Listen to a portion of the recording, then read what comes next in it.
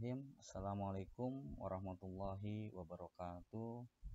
Terkait banyaknya pertanyaan dari satuan pendidikan, dari operator, bahwasanya mereka belum melakukan pemutakhiran atau mengupdate izin operasionalnya pada halaman Perpal SP. Sebelum jauh saya menjelaskan bagaimana cara proses mengupdate atau login di Perpal SP, karena ini terkait dengan salah satu persyaratan untuk mendapatkan BOP di tahun 2023 ini. Di Juknis yang sudah dikeluarkan oleh Kemendikbud di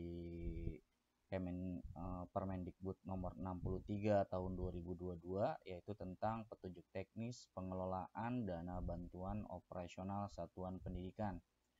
Kita lihat di halaman 6,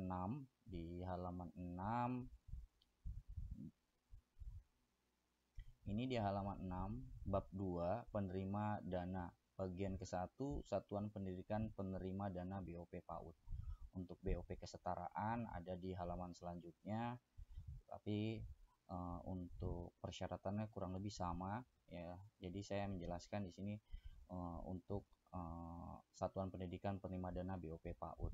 Nah, di sini ada di pasal 4, saya jelaskan di pasal 4 di ayat 3, dana BOP PAUD sebagaimana dimaksud pada ayat 1 terdiri dari dana BOP PAUD reguler dan dana BOP PAUD kinerja. Di pasal 5, penerima dana BOP PAUD reguler sebagaimana dimaksud dalam pasal 4 ayat 3 huruf H harus memenuhi persyaratan. Yang pertama, memiliki NPSN yang terdata pada aplikasi Dapodik.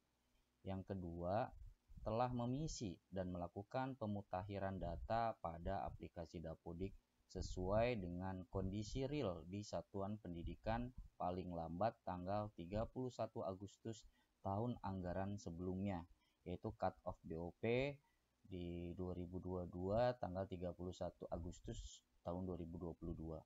Nah, ini yang perlu digarisbawahi yaitu di poin C. Di sini diterangkan bahwasanya memiliki izin untuk menyelenggarakan pendidikan bagi satuan pendidikan penyelenggara PAUD yang diselenggarakan oleh masyarakat yang terdata pada aplikasi Dapodik.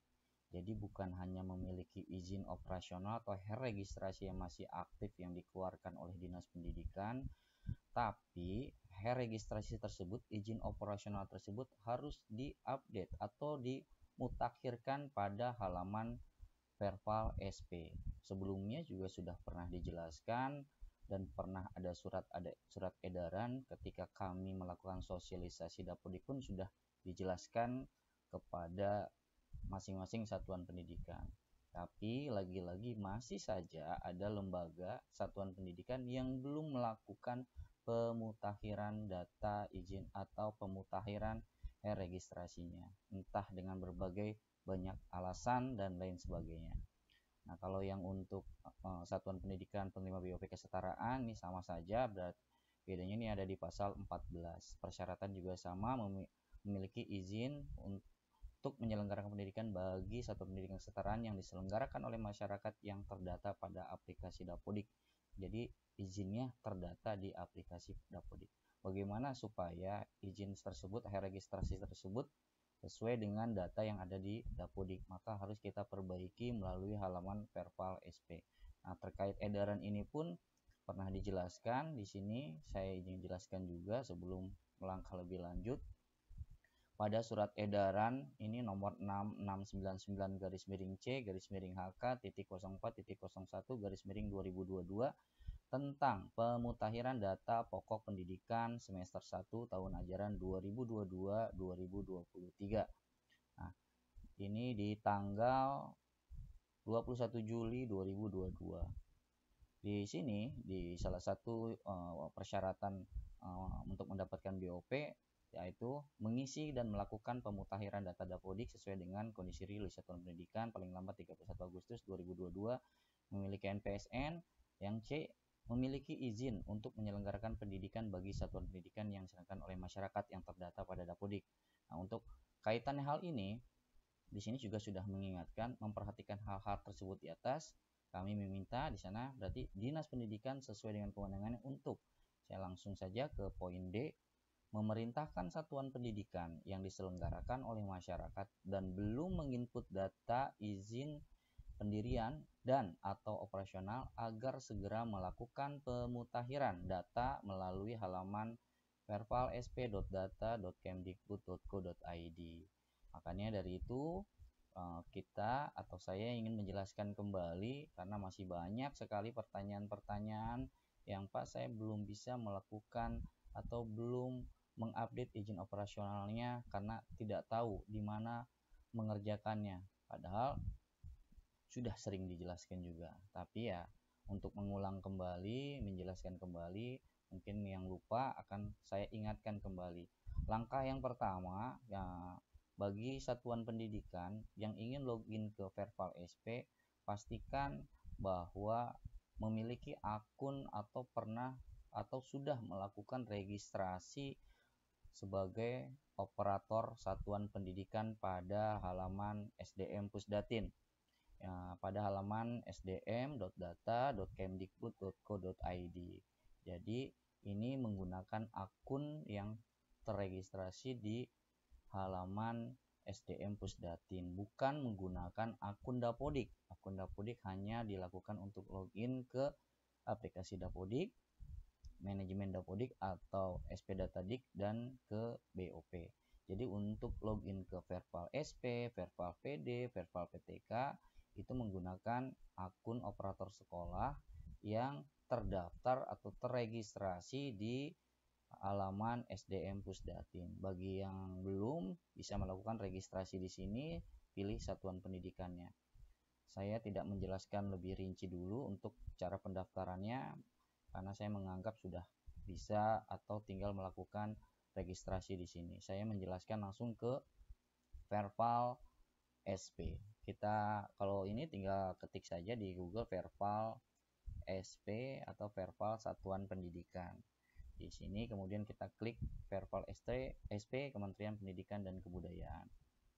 Nah, di sini ada menu. Setelah ini login, nah, saya logout dulu. Saya contoh login menggunakan akun lembaga.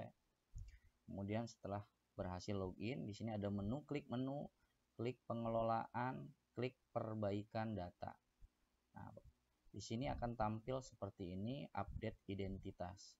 Di sini ada NPSN-nya, ini sudah terkunci, tidak bisa dirubah-rubah oleh operator satuan pendidikan, baik nama satuan pendidikannya, karena yang bisa merubah ini adalah diajukan oleh admin dinas. Kemudian untuk nama desa atau kelurahan itu bisa diperbaiki apabila ada kesalahan, bisa diperbaiki di sini desa dan alamatnya atau kelurahan ini. Kemudian untuk yang dilakukan adalah mengupdate ini SK operasional, tanggal SK operasionalnya dan tanggal selesai operasionalnya. Untuk SK pendirian ini adalah izin operasional pertama kali sekolah itu berdiri.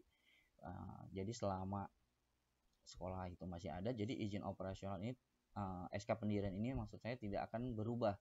Jadi yang dirubah adalah SK operasionalnya.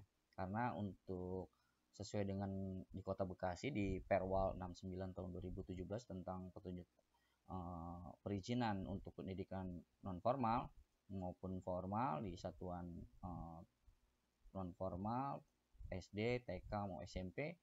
Kalau untuk jenjang TK, PAUD dan kesetaraan itu masa berlakunya adalah 2 tahun. Jadi setiap 2 tahun SK operasional ini harus dilakukan update atau diperbaiki di pemutakhiran ini. Jadi SK operasionalnya ini diisi sesuai dengan registrasi terakhir nomornya. Kemudian untuk tanggal SK operasionalnya ini biasanya tanggalnya tidak terputus dari registrasi sebelumnya. Masa berlakunya misalkan ini dari tanggal 29 September 2021 sampai dengan masa tanggal selesai operasionalnya kalau 2 tahun berarti selesainya di 2023 di bulan September, misalkan ini September di tanggal 29. Nah, setelah ini diperbaiki, kemudian di tanggal ini mengupload registrasi yang masih aktif. Ya, registrasinya bisa di Bapak Ibu scan terlebih dahulu dalam bentuk PDF tidak lebih maksimal size-nya adalah 2 MB dalam bentuk PDF. Kemudian di-upload di sini, cari contohnya, kemudian setelah di-upload nanti disimpan. Setelah itu maka di sini akan kita terlihat ada perbaikan SK izin operasional. Nanti statusnya dalam antrian, atau kalau sudah disetujui statusnya akan disetujui seperti ini. Jadi itu cara mengupdate atau memutakhirkan izin operasional pada menu Verval SP.